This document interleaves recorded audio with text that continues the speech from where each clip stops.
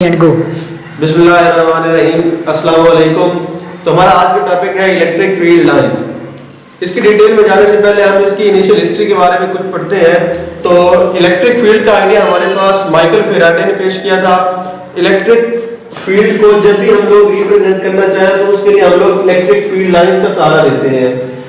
और ये electric field line as a map हमें दो चीजें प्रोवाइड करती है, एक डायरेक्शन प्रोवाइड करेगी और एक स्ट्रेंथ प्रोवाइड करेगी। अब डायरेक्शन और स्ट्रेंथ किस सेंस में देगी उसके लिए हम एक एग्जांपल कंसीडर करते हैं। अब एग्जांपल में क्या है कि हमारे पास एक प्लस का चार्ज है और उसके गिर्द सर्कल में हम लोगों ने और भी प्लस के चार्जेस को प्लेस कर दिया है। अब हमने पढ़ चुके हैं कि जब एक किस्म के चार्जेस हो, यानी कि दो प्लस के चार्जेस हो या दो माइनस के चार्जेस हो, तो वो हमेशा एक दूसरे को रिपेल किया करते हैं, मतलब एक दूसरे को दफा करते हैं। अब यहाँ पर भी हम लोग देख रहे हैं कि प्लस का चार्ज सेंटर में और उसके गिर्द दायरे में हमारे पास सारे चार्जेस प्लस किए हैं। तो अब ये क्या करेंगे कि एक दूसरे को रिपेल करेंगे। तो हम ये कह सकते हैं कि ये वाला प्लस चार्ज इस पर रिपल्शन की फोर्स लगाएगा और इस तरह ये इन सब पर रिपल्शन की फोर्स लगाएगा, मतलब इन सबको खुद से दूर भेज देगा। तो हम ये कह सकते हैं कि जो चार्ज यहाँ पर था जब उस पर फोर्स लगी तो ये आगे की तरफ मूव किया और मूव करने के बाद ये इस नई जगह पर आ गया। फिर इसने जब और फोर्स लगाई तो ये इससे आगे मूव करके यहाँ पर आ गया। तो हम कह सकते हैं कि एक चार्ज जो यहाँ पर था उसने यहाँ से मूव करना शुरू किया, पहले यहाँ पर आया, उसके बाद फिर मूव किया, फिर यहाँ पर आया। अगर ये फर्दर मूव करता है तो ये इसी तरह इसी लाइन में ही आगे मूव करता जाएगा। तो यही है वो इलेक्ट्रिक फील्ड लाइन। इस चार्ज के गिर्द इसकी फील्ड मौजूद थी। जब इसकी फील्ड के अंदर हमने कोई भी टेस्ट चार्ज रखा तो इसने उस टेस्ट चार्ज पर फोर्स लगाई और वो टेस्ट चार्ज एक लाइन में मूव करता गया और यही लाइन हमारे पास इलेक्ट्रिक फील्ड लाइन कहलाएगी। ये है हमारी इलेक्ट्रिक फील्ड लाइन। तो अब इससे क्या हुआ कि जो चार्ज यहां पर था वो मूव करता हुआ यहां तक आ गया, तो हम कह सकते हैं कि हमें उसकी डायरेक्शन पता चल गई।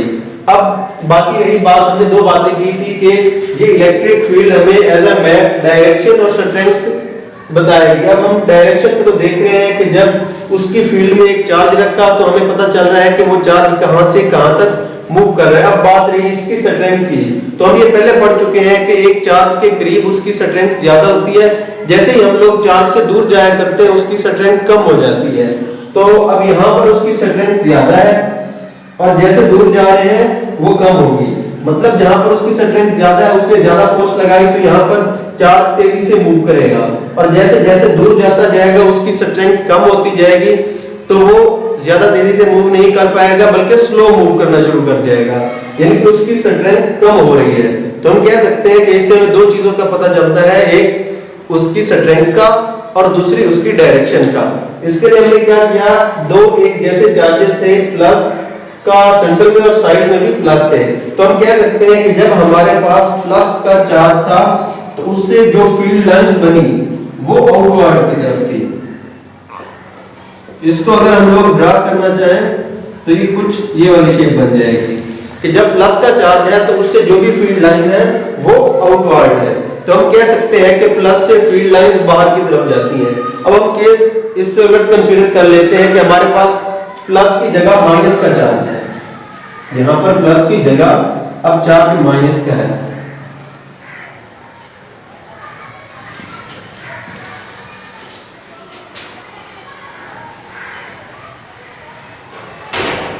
सेंटर में चार्ज है माइनस का। अब जब माइनस का चार्ज है तो हम माइकल के कानून के मुताबिक पहले पढ़ चुके हैं कि प्लस और माइनस में अट्रैक्शन होती है, यानी कि ये माइनस का चार्ज बाकी प्लस के चार्जेस को अपनी तरफ अट्रैक्ट कर लेगा कुछ इस तरह से कि जितने भी प्लस के चार्ज है वो इनवर्ट की तरफ आ जाएंगे, यानी माइनस की तरफ आ जाएंगे।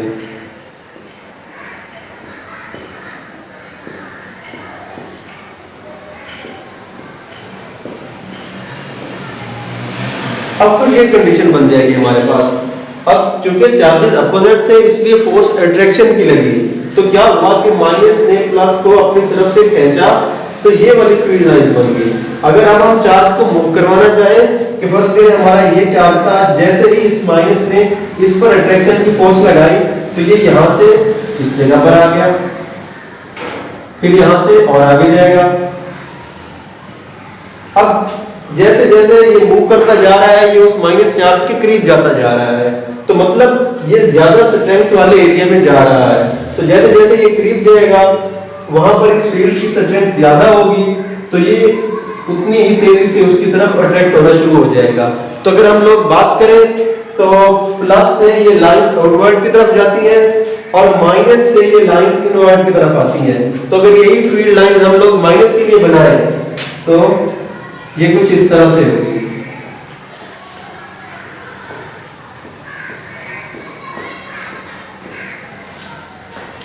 तो अगर हम अब तक की बातों को रिवाइज करें तो हमारे पास इलेक्ट्रिक फील्ड को रिप्रेजेंट करने के लिए इलेक्ट्रिक फील्ड लाइंस होती है और इससे हमें दो चीजें पता चलती हैं, एक डायरेक्शन और स्ट्रेंथ। डायरेक्शन हमने देख ली है कि अगर प्लस का केस हुआ तो उनकी डायरेक्शन आउटवर्ड होगी और अगर माइनस का केस हुआ तो उनकी डायरेक्शन इनवर्ड होगी। और बाकी बात रही इनकी स्ट्रेंथ की, तो हमें पता है चार्जेस के करीब उसकी फील्ड की स्ट्रेंथ ज्यादा होती है, जैसे ही चार्ज से दूर जाते हैं उसकी फील्ड की स्ट्रेंथ कम हो जाती है। इसके बाद यह है कि इलेक्ट्रिक फील्ड लाइंस को हम लोग 3 डायमेंशन में रिप्रेजेंट कर सकते हैं रियल केस में, और रियल केस में इनके लाइंस का नंबर इनफाइनाइट तक होता है। और इसके अलावा हम चार्जेस के करीब आते हैं तो ये फील्ड लाइन एक दूसरे से क्लोज हो जाती हैं।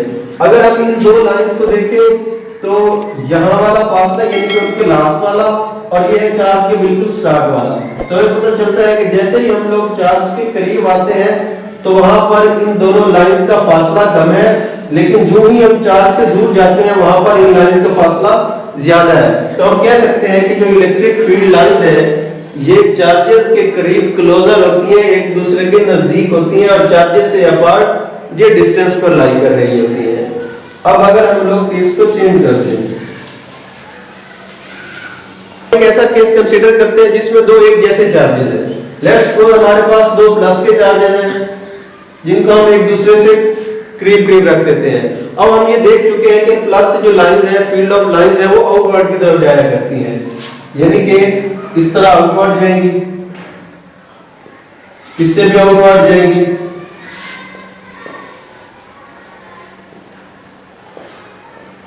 अब जब हम इनके सेंटर पे बनाना चाहेंगे तो यहां से भी जाएंगी आउटवर्ड, यहां से भी आएंगी आउटवर्ड। अब ये दोनों प्लस की लाइंस हैं, अब ये एक दूसरे को रिपेल करेंगी, इस तरह आपस में नहीं आ जाएंगी। जैसे ही ये रिपेल करेंगी तो ये यहां से बेंड हो जाएंगी आउटवर्ड की शक्ल में। कुछ बेंड ऊपर हो जाएगी और कुछ बेंड हमारे पास नीचे हो जाएगी, और इन दोनों के दरमियान में हमारे पास ये न्यूट्रल जोन बच जाएगी। इसमें क्या है कि हमारे पास दो प्लस के चार्जेस हैं और दोनों से फील्ड लाइंस आउटवर्ड की तरफ जा रही हैं। अब दो एक जैसे होने की वजह से इनका सेंट्रल रीजन खाली हो गया, इसको हम लोग न्यूट्रल जोन कहते हैं। और यही केस अगर हमारे पास दो चार्जेस नेगेटिव के हो जाए तो भी हमारे पास सेम केस बन जाएगा। अब नेगेटिव में लाइंस इनवर्ड आएगी लेकिन एक दूसरे को रिपेल करेंगी तो सेंट्रल रीजन फिर से खाली हो जाएगा और वो सेंट्रल रीजन हमारे पास फिर से न्यूट्रल जोन कहलाएगा। अगर हम लोग फिर से केस तब्दील कर दें,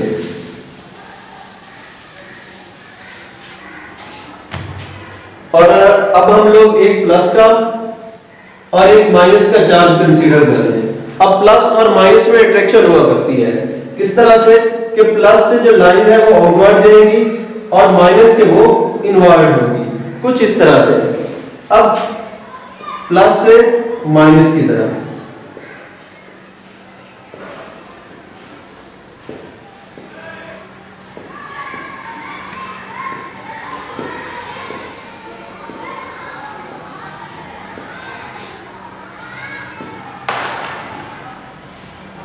तो अगर हम लोग इस केस को देखें तो ये हमारे पास प्लस का चार्ज है और ये हमारे पास माइनस का चार्ज है। अब प्लस और माइनस में अट्रैक्शन होती है कुछ इस तरह से कि प्लस से लाइन शुरू होती है और वो लाइन माइनस पे जाकर खत्म होती है। अब ये वो रीजन है जहां पर प्लस और माइनस की अट्रैक्शन सबसे ज्यादा है, तो यहाँ पर इनका डिस्टेंस कम है, इनकी फील्ड की स्ट्रेंथ ज्यादा है, तो जो प्लस से माइनस की तरफ लाइन जाएगी वो बिल्कुल सीधी जा रही है, और जैसे जैसे सेंटर से इनका फासला बढ़ता जाएगा ये लाइन कर्व की शेप में आती जाएगी। क्यों? क्योंकि इन चार्जेस से दूर इस फील्ड की स्ट्रेंथ कम होती जा रही है। जैसे ही स्ट्रेंथ कम होगी उनकी अट्रैक्शन कम हो जाएगी, तो जैसे जैसे दूर आते जाएंगे ये लाइन या फील्ड हमारी वीक होती जाएगी। तो टू अपोजिट चार्जेस केस में अगर इनकी दो प्रॉपर्टीज को देखें, इनकी डायरेक्शन और स्ट्रेंथ को, तो डायरेक्शन का तो हमें क्लियर हो चुका है कि डायरेक्शन प्लस से माइनस की तरफ जाएगी। फिर बात बची इनकी स्ट्रेंथ की, तो इन चार्जेस के करीब इनकी स्ट्रेंथ कम और इनसे अपार्ट जैसे ही जाएंगे इनकी स्ट्रेंथ वीक होती जाएगी। अब ये तो है कि इसमें डायरेक्शन बिल्कुल स्ट्रेट है। जब ये वाला केस आ जाए जिसमें सर्कुलर शेप बन रही है प्लस से माइनस की तरफ, तो इसमें उसकी डायरेक्शन हर पॉइंट पर चेंज होगी। फर्स्ट करेंगे हम लोगों ने यहाँ पर इस पॉइंट पर डायरेक्शन फाइंड करनी है, तो हम यहाँ पर टेंजेंट ड्रा कर लेंगे। यहाँ पर अगर फाइंड करना चाहें तो टेंजेंट, यानी कि जिस पॉइंट पर कर्व में हम फाइंड करना चाहेंगे हम उसी पॉइंट पर टेंजेंट ड्रा करेंगे। तो टेंजेंट से हमें उसकी कर्व शेप में डायरेक्शन का पता चल जाता है। अब अगर हम लोग केस को तब्दील करें, अब लेट्स सपोज कि हमारे पास पैरेलल प्लेट कैपेसिटर है, ये उसकी एक प्लेट होगी और ये हमारे पास उसकी दूसरी प्लेट होगी। अब इसकी दोनों प्लेट पर अपोजिटली चार्ज है। फर्ज करें कि इस प्लेट पर हमारे पास प्लस का चार्ज है और जो दूसरी प्लेट है उस पर हमारे पास माइनस का चार्ज है। अब हम ये पढ़ चुके हैं कि जो फील्ड लाइन है वो प्लस से माइनस की तरफ जाती है, तो अगर हम लोग ड्रा करें तो ये फील्ड लाइन प्लस से माइनस की तरफ जाएगी। अब ये केस हमारे पास पैरेलल प्लेट कैपेसिटर है। अब इसमें जो फील्ड लाइंस है वो बिल्कुल स्ट्रेट बन रही है। क्यों? क्योंकि ये लाइंस अब आपस में पैरेलल हो गई है, एक दूसरे को कंप्रेस करती हैं, तो इनमें कभी बेंडिंग नहीं आती। लेकिन जैसे ही इसके एजेस की बात करते हैं तो इसके एज से ये वाली लाइन कुछ कर्व होना शुरू हो जाती है, क्योंकि इन पर यहाँ पर आकर स्ट्रेंथ कम हो जाती है। जो सेंटर में है उनको स्ट्रेंथ ज्यादा होती है और जो एजेस पर है उनको स्ट्रेंथ कम हो जाती है। अगर हम ज्यादा डिटेल में देखें तो ये जो लाइन है हमारे पास, अभी ये सभी पैरेलल प्लेट कैपेसिटर में पैरेलल लाइन थी, जो सेंटर वाली थी इसको ऊपर और नीचे वाली लाइन प्रेस करती है तो ये कभी बेंड नहीं हो पाती। इसके केस को देखें तो इसको भी ऊपर और नीचे वाली लाइन प्रेस करेंगे तो ये भी बेंड नहीं हो जाएगी। अब जैसे ही जैसे हम लोग ऊपर जाएंगे तो इसकी ये वाली साइड पर चार्जेस या प्लेट हमारे पास एंड हो रही है। अब जैसे एंड हो जाएगी तो ये लास्ट वाली लाइन को प्रेस करने वाला कोई नहीं होगा, ये इसकी फील्ड को न्यूट्रलाइज या इक्वल इसको स्ट्रेट करने वाला कोई नहीं होगा, तो ये यहाँ से थोड़ी कर्व शेप में आ जाएगी। अब जैसे इसने थोड़ा सा लूज किया तो इससे नीचे वाली भी थोड़ा लूज कर जाएगी। तो हम कह सकते हैं कि पैरेलल प्लेट कैपेसिटर में जो लाइंस हैं वो लास्ट से या एज वाली लाइंस जो है उनमें थोड़ा कर्व आता है, लेकिन सेंटर वाली लाइंस हमारे पास स्ट्रेट होती है। तो अगर हम लोग इस सब को समराइज करें तो हम लोग कह सकते हैं कि एक तो जो फील्ड लाइन है वो पॉजिटिव चार्ज से नेगेटिव की तरफ जाती है, यानी कि प्लस से शुरू होगी और माइनस पर जाकर खत्म होगी। दूसरी बात हमने की थी टेंजेंट की, कि जब हमारे पास कर्व का केस आएगा तो हम जिस पॉइंट पर डायरेक्शन फाइंड करना चाहेंगे हम उस पॉइंट पर टेंजेंट ड्रा करेंगे, तो टेंजेंट से हमें उस फील्ड की डायरेक्शन का पता चल जाएगा। अब तीसरा केस ये है कि जब हम लोग इसके करीब हैं, चार्ज के करीब हैं, तो वहां पर उसकी फील्ड की स्ट्रेंथ ज्यादा होती है और उस केस में ये लाइन एक दूसरे से क्लोजर होती है, यानी कि बिल्कुल करीब होती है, और जैसे ही इस चार्ज से दूर जाते हैं तो उन्हीं लाइंस का फासला पहले से ज्यादा हो जाता है। और इसका चौथा पॉइंट हमारे पास है कि इसमें दो लाइंस कभी भी एक दूसरे को क्रॉस नहीं करेंगी। अगर यहाँ पर भी ऑब्जर्व करें तो ये यहाँ सीधी जा रही है और ये आगे, तो अगर हम इनको इनफाइनाइट लिमिट तक बढ़ाते जाएं तो ये इसकी कोई भी दो लाइंस कभी भी एक दूसरे को क्रॉस नहीं करेंगी। अगर हम लोग कर्व का केस कंसीडर करें और उसमें क्रॉसिंग है तो वो अलग डिटेल है, लेकिन हम जनरली यही कहेंगे कि इलेक्ट्रिक फील्ड लाइंस एक दूसरे को कभी क्रॉस नहीं करती।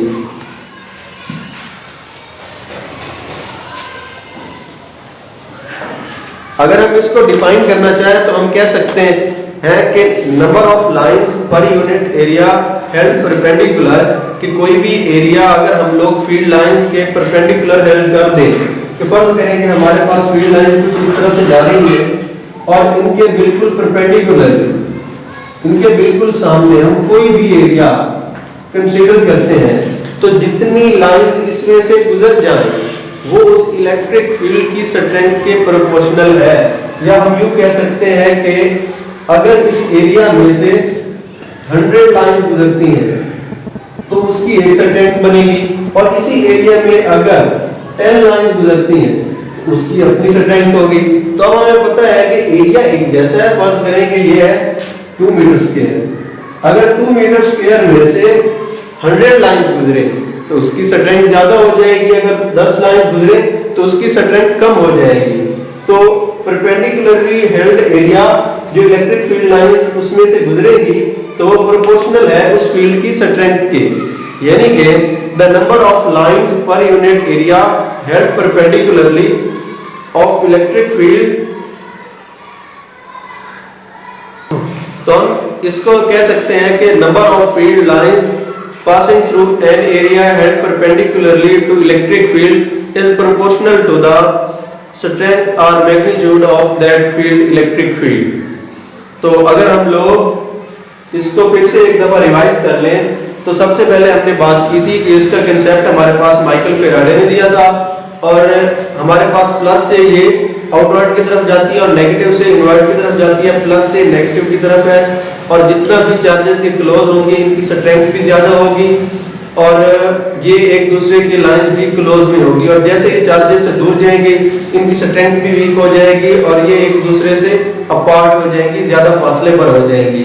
अगर दो एक जैसे चार्जेस का केस हमने कंसीडर किया था तो उनका सेंट्रल रीजन हमारे पास न्यूट्रल जोन था जिसमें कोई भी चार्ज नहीं बना था और सेंट्रल रीजन खाली रह गया था इलेक्ट्रिक फील्ड लाइन से। और जब अपोजिट चार्जेस का केस हमने कंसीडर किया तो उसमें साइड से उसकी बेंडिंग हो गई, कर्व हो गई वो लाइन, तो उस पर हम लोगों ने डायरेक्शन टेंजेंट के थ्रू ड्रा की थी। अगर किसी को भी इस टॉपिक के रिलेटेड कोई भी इशू हो तो हमसे आप हेल्प ले सकते हैं, कमेंट सेक्शन आप लोगों के लिए है। हमारी वीडियोस के बारे में कमेंट्स करें, और अगर किसी को भी वीडियो को समझने में, लेक्चर को समझने में कोई भी इशू हो तो हमसे कमेंट सेक्शन में पूछ सकते हैं। इसके अलावा